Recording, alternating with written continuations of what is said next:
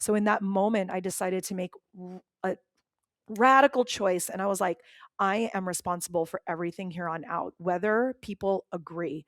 And so it allowed me to start making decisions that kind of challenged what my upbringing had taught me. I'll have what she's having. Welcome to another edition of She talks confidence. Podcast. Welcome back. This is the She Talks Confidence podcast. It's Tony, your host, as usual. Today we have author, coach, belly dancer extraordinaire. I should say teacher, right? You're teaching it. You've been teaching it for a long time. Competition, Yes. the whatnot. That is Samantha Karim. Samantha, how are you? I'm so good. Thank you so much for having me today. What a pleasure. I am so excited to talk about this. I would love to focus on your origin story, your story at the beginning of this, because I think it's really important to set the tone and to set the foundation of the women's issue, the lack of confidence, the systemic issues that women face, like I talk about all the time. But I think it's important to come from your perspective, because what happened is that you finally realized or saw these things and realized that it was time for a big change. You could not go one more second of your life, and you had to make a change. And not only did you make a change, you actually decided to take that information and now help others. So what got you to where you are now, a women's empowerment coach? I've been belly dancing for almost 20 years now. And in that process, I've learned a lot of things. One, how much my confidence was non present. My self esteem was super low, but I also noticed the women around me being super self conscious as well. Mm. And what actually led me to even getting into belly dancing was the fact that it was so inviting and so body inclusive. Because when I was growing up, I heard a lot of messaging around me that my appearance equaled my self worth. I had family Mm. members telling me if I lost weight, I'd be prettier. They would say, don't eat that, it'll make you fat. I really got deduced down to my appearance. I was also taught all the time to be a follower, not a leader. Do as you're told, stop talking back. Can't you just listen? We do it because we want to make other people feel good. So there's always this sense of I wasn't responsible for my own life, that other people made the choice for me, but also that I couldn't make a decision on my own with somehow having it thrown back in my face. So I was not only feeling physically uncomfortable and really insecure, but Mhm. as a person, as a woman who was raised in an Asian and white household, I felt very inclined to never make a decision without the approval of my family members. Mm. So, what took me into belly dancing was the fact that when it was so fun, exciting, and there was this sense of wonder that could I feel beautiful Mm. doing this thing despite the way I look? And in that journey, I realized how many women I ended up coaching because I eventually became a teacher.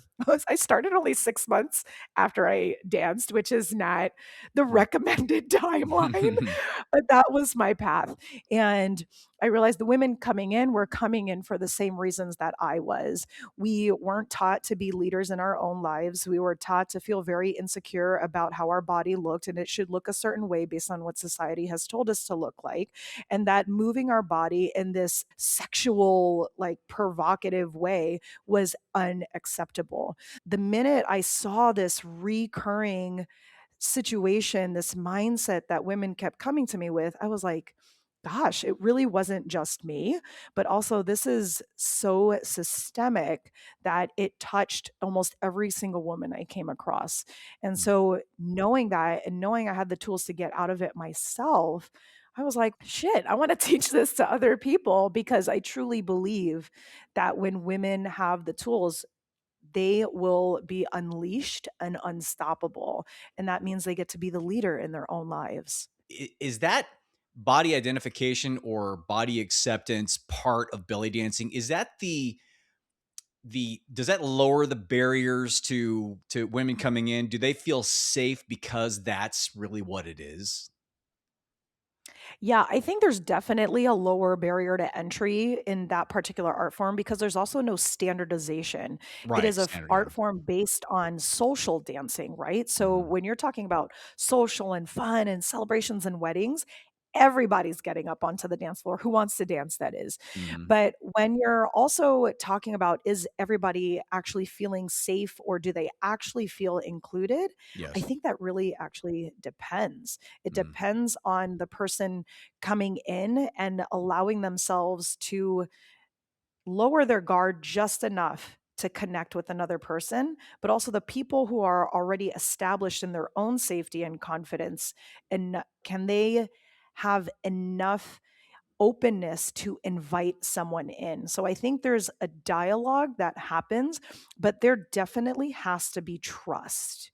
And I Hmm. think that's where a lot of people lack safety is trusting that they can take care of themselves in a situation when if they want to go dance or even just talking with someone else. A lot of us don't trust ourselves because it's always either thrown back in our face. We're told we're not Hmm. smart enough. We've got imposter syndrome. All of this ish is like working against us. So, is it safe? I think so because it's so inviting, but it's very easy to also get stopped if you're too like debilitated by the fact that you might get judged. Oh, okay. And even when Yeah, it seems like an open, very supportive environment, but that's like anything. I it find it is. fascinating that knowing your past story up to that point, and with the imposter syndrome or any confidence issues, after 6 months, you decided I can teach this. What got me there was I trusted my teacher, and my Mm. teacher put me on the spot. And so I personally would have never Oh, so, volunteered so it wasn't to like, oh, be sub I'm gonna teach after six yeah, months. They there said was you should this teach. Yes, there was a Oh. process. She asked me to sub for her. She asked me to demonstrate. This was the lead up. And this is how we actually build confidence, right? We're taking those step-by-step moments to actually build trust in ourselves, confidence in that skill, and then having all this evidence pool up in order to show us, oh, we can do it, right? So she asked me to demonstrate the move, then she asked me to sub her class, then she asked me to take Mm. over her class, and then I started creating my own classes. And but it happened really quickly because she saw that I had potential even when I didn't see it myself. So Hmm. the reason I was able to show up was because I trusted her enough to see something I didn't yet. And this is why a coach is so important. Again, I was going They to get to say see those blind spots. that's a perfect example of why it's so important to have a mentor, to have a strong Yes. tribe around you, a supportive tribe around you, because they will lift you up. They will hold the mirror to you a lot of times when you're looking at it with different tinted colored glasses. You're not seeing reality for what it is or where you are. Maybe they feel as though they know that you can handle a level of uncomfortableness stepping out, whereas you're like, oh, I'm not so sure, That's right? right, Because and she knew where to push. She knew how to push me. She knew how to love and support me as she did that. But then in doing that, I also realized I low key love the challenge. I exactly. enjoyed Yes, I Yeah, enjoyed the process of learning and being uncomfortable. I have found that even the most timid, even the most unsure, even the most self-esteem issues person, once they have somebody like a coach, or they have something to stand on, a foundation to stand on, a foundation of this is possible, then they do enjoy having that challenge. Mhm. They do, because now it's something that they know that is attainable in some way or another. And they're going, or either that, or they're going to learn from it and build on it. It's just getting them onto that foundation to where they're open to making that particular change. And that leads me to my next question to you. You went into the belly dancing, you started teaching. Was that the straw that broke the camel's back in terms of you saying all this stuff I've been dealing with, this uncertainty and me questioning myself and not having a voice and being a follower, that ends now? Or what was it that finally did that? I think it reflected the moment that I decided for myself that my life was not going the way that it wanted to. So, belly dancing happened when I started learning when I was about like 19 years ago, and I'm 42 now, so 22 years old.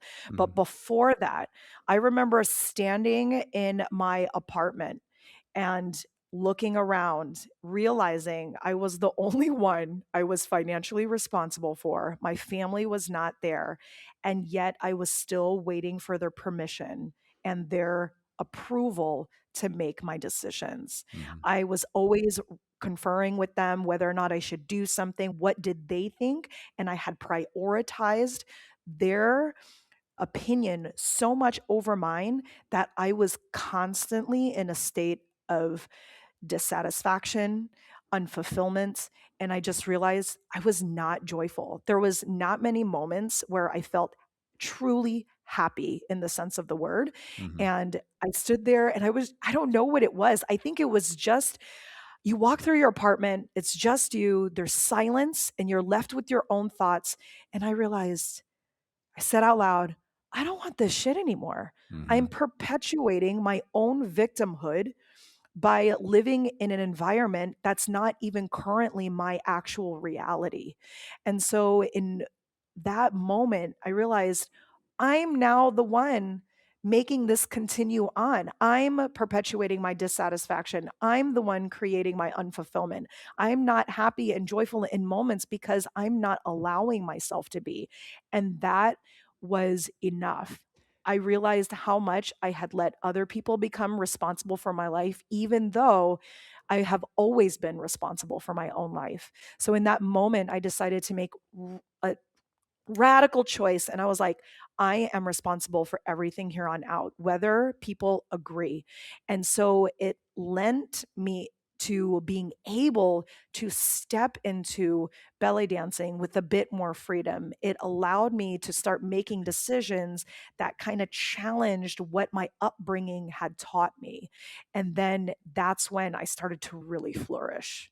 It's amazing that a lot of times with women and the women that I've dealt with, a similar story, they'll achieve their goal and there's still be an emptiness there because they've been Mhm. taught, they've been talked to about you need to do this, you need to do that. Then when they do that and do that, and they get to the point where they're like you self-sufficient and responsible, you're looking around and you're feeling empty or dissatisfied or unhappy.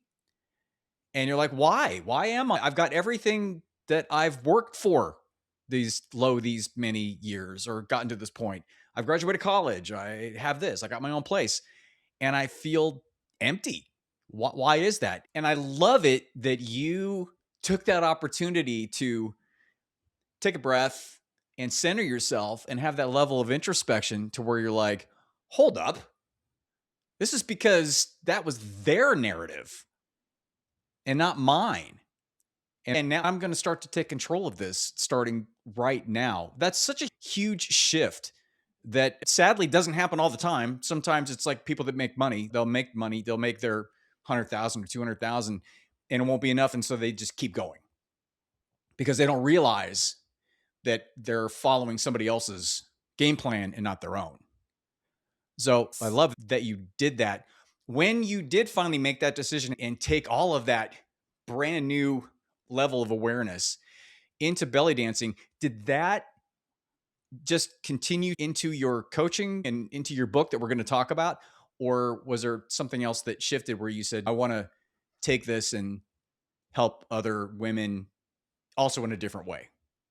Knowing that I had that kind of impact on people and that they left our conversation more empowered and then actually took action is when I Hmm. realized I can do something.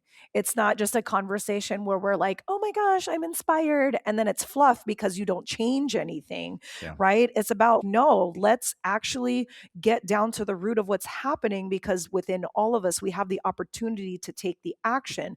Now it's up to each individual to actually take it. Otherwise, it doesn't matter. It's imaginary. Transformation doesn't happen in your brain, transformation happens in action because you're living out your updated beliefs in order to make make those actions happen, to create that consistency, create that discipline. So when I realized that, I was like, oh my God, these are the things that I did. I took radical responsibility after I became aware. And then I started shifting all of my thoughts. And I was like, oh my gosh, I can teach this process. I Mhm. created boundaries. I started using my voice, saying what I needed, naming what I needed, and then I embodied everything I said I wanted to be. And then that's how I became who I am today. And that's how I continue to grow as and lean into as someone who can Mhm. take action because it all first stemmed in awareness. That it's such a huge shift. It really is. It's almost like a 180 degree, right? In terms of like Mhm. from outward stimulation or outward exterior reinforcement to trusting yourself. It's believing in yourself and using that as your compass to go forward. A lot of times what'll happen is you'll have that epiphany and you'll be sitting there in the middle of the room and you'd be going, wait a minute, I need to change stuff because this isn't me and this is what I want to do. And then you do it and you start to do it and then you take a step back and then you like start to doubt yourself again, which happens all the time. Just because you have the epiphany sitting there in the Mhm. room doesn't mean that's your reality going forward. What it means is now you've taken, if you're a big Matrix fan, you've taken the red pill and you can see how things are working now, right? So you can never go back, can never go back into the Matrix. But it doesn't mean that everything's smooth sailing from then going forward. You still have to work at it. You still have to recognize your patterns when the ego comes up and tries to sabotage you. How important through all that process is having grace and self compassion?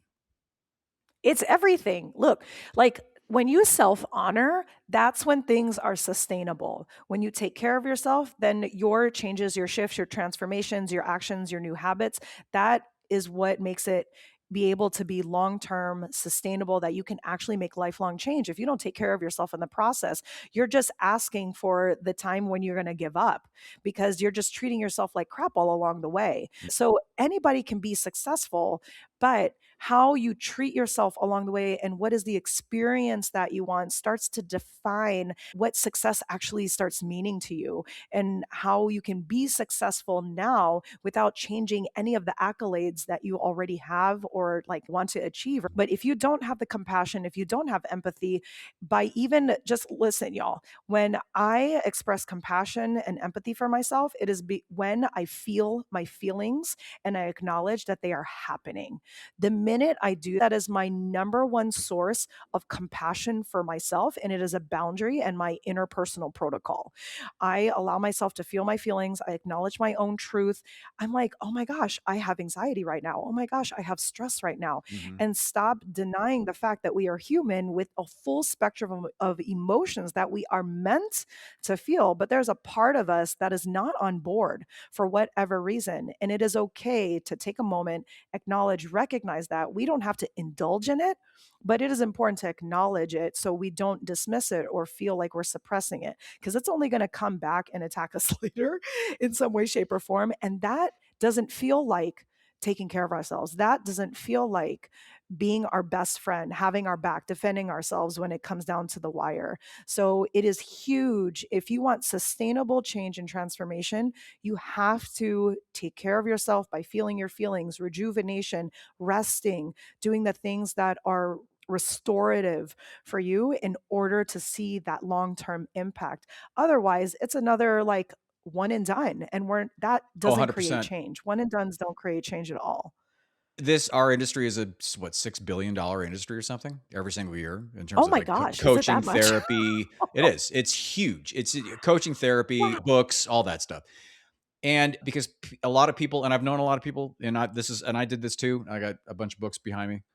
You buy a book, you get psyched up, you go through the process, and then 2 months later, you're back doing your stuff because you're not following through. You buy another book Mhm. thinking that's going to speak to you. This one's going to be even better. And maybe it does for a bit and you gain some knowledge, but it's about having the awareness and gaining the knowledge moving forward, like your book, which we're going to talk about in a couple seconds, a 5 minute playbook, getting something like that.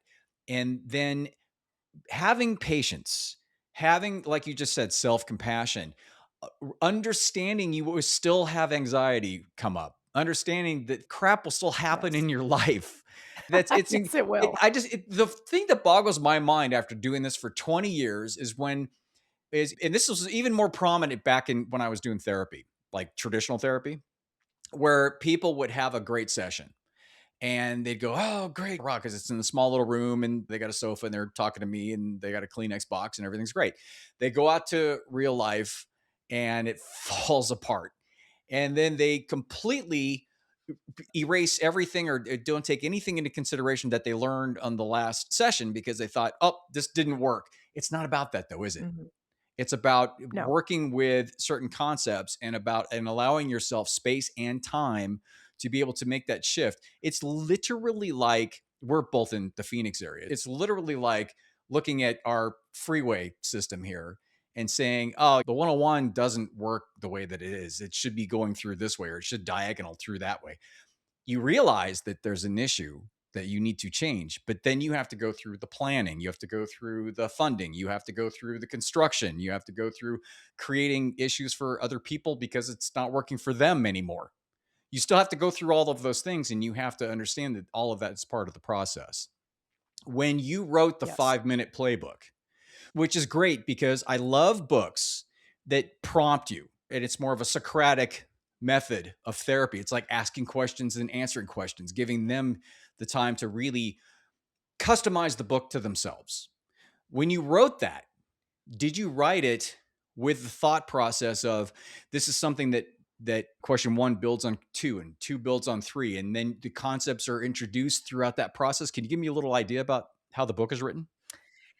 Yeah, so I did actually. I designed the 5 minute playbook to be done in 5 minutes or less a day because when we're talking about creating habits, we're talking about small, digestible chunks that we can easily start with.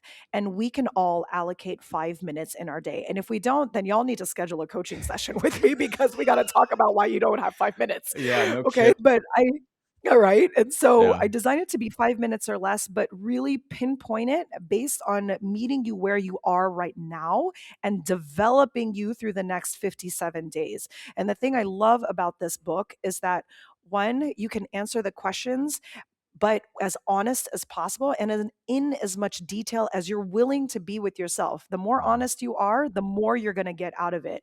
But I didn't just leave it at writing because, like I said, when it's non action based, it doesn't become real. So Mhm. in the book, there are actions for you to take. I am very much about go take this action. And that also, the whole thing should not take you more than 5 minutes because if you do take more than 5 minutes, you're overthinking or you're lacking clarity and in that moment, that's where the perfectionist mindset needs to be pulled out. And we need to allow her to breathe and be like, we're not shooting for perfectionism, we're shooting for excellence. And to get to the part where you want to be the best version of yourself, then you need to allow her to do and fail and learn and be successful too. And so I love the cumulative effect it has. And the beauty of it is that you can repeat the process over again because you'll have a new baseline the next time that you do. It's research back that you get the knowledge, you learn the concept, then you do some Mhm. introspection to understand where you're at and where you want to be. And then after that, you develop a plan. And the best way to implement it in moving forward is not to make it a grand plan. It's to make it into something that you can do quickly to where you have positive results and you start to rewire. And that sounds like that's exactly how that is set up. Do you talk about perfectionism at all in the book, or does it address perfectionism? Because I'm a recovering perfectionist. That is a very near and dear subject matter to me. And it is so constraining when it is blossoming. What do you think about that in terms of the overall journey into the self awareness and taking positive action? My clientele is high achieving perfectionist women. So when I wrote the book, I had them in mind. I Okay. also know that we need to be pushed a little bit. And so there's moments where I remind you, and you have to stay connected to the part of you that you want to lean into and grow into and be more of, right? So when we start connecting with that, we start to now prioritize what is more important to us, the all or nothing thinking or getting that one step closer to that deep level of satisfaction. And so we start to be able to discern where we want to put our energy into. And I do my best in the book to make sure that you're coming from a place of the gray, not the black and the white. And Hmm. also by keeping us within that time frame, we're making hard decisions. Sometimes we want to overthink, we want to overanalyze, we want our checklists, we want the to-do pros and cons, and we don't have time for that. You're now getting back to connecting with your body, which a lot of perfectionists and high achieving women are very disconnected from the way Hmm. they feel. And so when you can get back with the way you feel and start to work with your feelings versus against them, then you will be thriving so much more quickly than if you're trying to outthink your way into the solution. Sometimes you just got to feel, and that is the solution. So I definitely had that in mind when I was working with him, but it's going to push. It's going to push back because we have a lot of tendencies where Oh yeah. we're trying to do the best and we're going to want to overthink. But if Yep. you're really, I like to play the game. Like setting a timer. I got 5 minutes to do this. Now my competition is with the time for fun, not whether I'm Hmm. going to get it right. So if you want Hmm. a fun little challenge for yourself, because all of us love a little bit of that edge, then go against the timer and see what you can accomplish and be like, yo, listen, this is what I can do in the next 5 minutes versus how can I get this absolutely perfect and answer this correctly versus answer Hmm. it honestly. So I think it will really push back on a lot of us, but it also gives you the space to meet yourself where you're at. So you're not putting yourself on that shame train and then going into a negative spiral. So you just give up on the book in general. Hmm. There's a lot of places we can start. You've been doing this for a while. You've dealt with a lot of women. What is a good prompt or a good question that they can start with? What can they do, like right now, and start to go through their thought process and then a little quick action after that? Can you give an example? Yeah. So one of the things I talk about in the top 7 ways perfectionists create more suffering is that we tend to lead with what's wrong versus what can I do?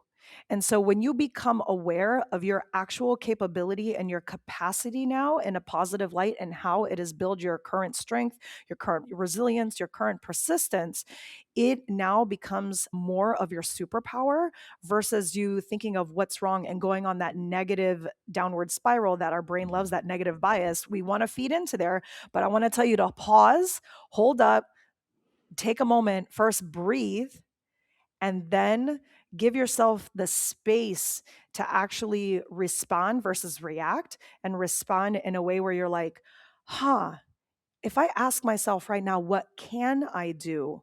That's a different question than what haven't I done? What's wrong with me?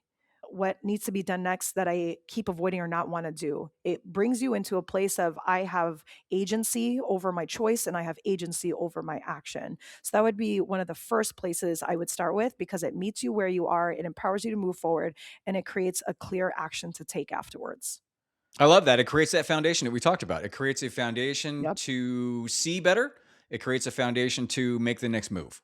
That's so important exactly. because a lot of people don't get themselves to that point and they're still trying to drag their feet in the quicksand at the same time with especially with the overwhelm because this can be very overwhelming. There are a lot of things that people could be dealing with at once and we love to classify different stuff, right? You look through the DSM 5, there's thousands of things, or we talk about perfectionism or somebody that ruminates, or there's a thousand different things that you can focus on. But if you just settle in and go through that one process, quick process, you will gain a level of clarity to where you can make a next move because you can't see the next move until you make this one.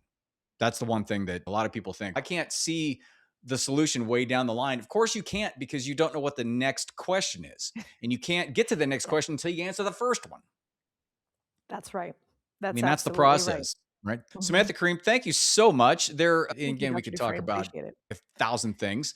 And you've got Bold Bitch Coaching, which I love the name. You've got Thank the you. 5 Minute Playbook on Amazon. And you also have your is it a PDF or is it a video? It's a recording. I The talked to you, so perfectionist. someone could listen to it Oh, like okay. a audiobook. So, yeah, and they can do it, and the action steps are in there so they can take notes along the way if they want.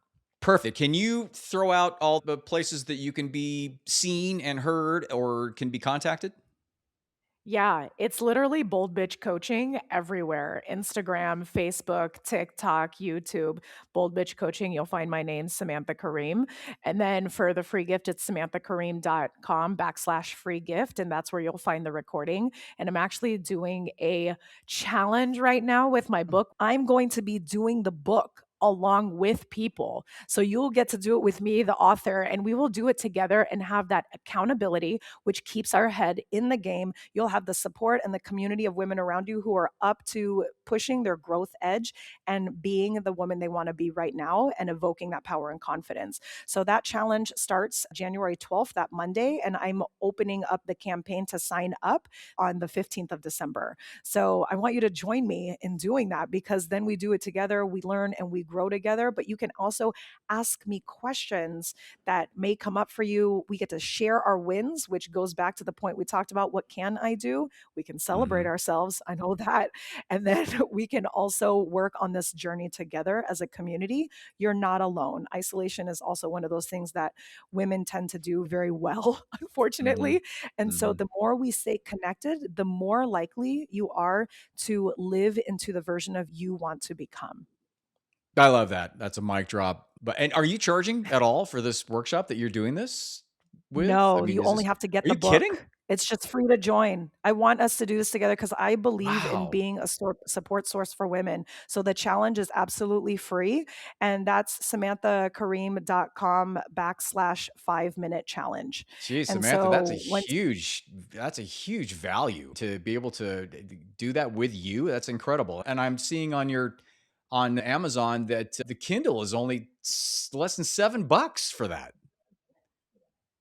Yeah, it's like super affordable. You can get hardback, paperback, or ebook, whatever you like, Yeah. but you'll need it for the source. But to actually join the challenge, it's absolutely free because Wow. when we're in it together, the value is just like it's everything. I love that. And yeah, 100%. And again, it's so important to have a tribe. And if you're going through something together, if anybody has done that Mhm. before and doing any group coaching or gone on retreats, it is huge. The value of having that energy around you is, and I'm a big quantum physics guy. So I know that having everybody sort of rowing the same direction and having other people going through the same thing is insanely powerful to get you to break Yes. through certain patterns.